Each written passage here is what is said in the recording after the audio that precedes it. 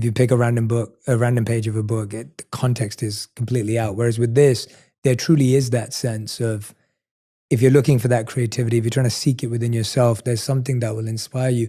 What have you found over the years, working with artists, working with yourself?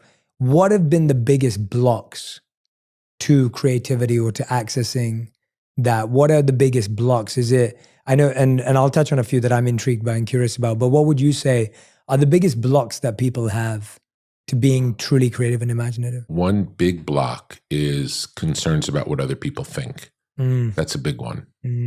I made this thing that I love, but I think other people would like it more if I made it different for them. We don't know what they would like. It's all in our head.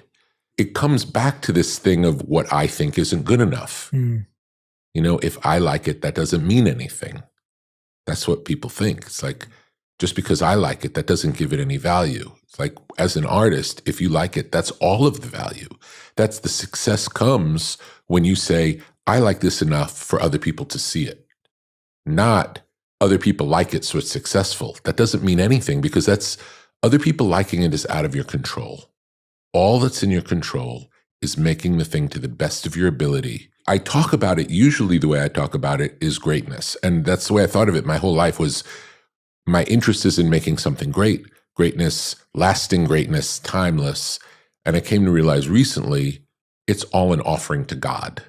And if you're making an offering to God, you're not thinking about, oh, what's the budget? Or I hope this segment of the audience is going to like it. We don't think like that. It's a higher vibration.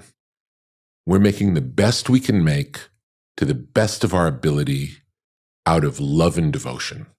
That's what it is. And there is no, I'm changing it for someone else, because it can't be better than this devotional act that we're doing. There is no higher form. Yeah, and that's what you see so much in nature around us. I've always found, like, the sun is just selflessly serving and giving, and you see a bush of flowers or you see a tree that's growing fruits, and again, it's providing shade and fruit, and it's just serving.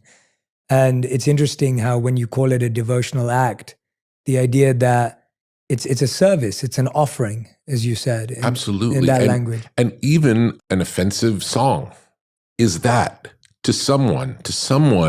It's like, I worked with band Slayer, and Slayer were a very controversial, aggressive band. And the people who came to see them didn't come to see them filled with hate. They came to see them filled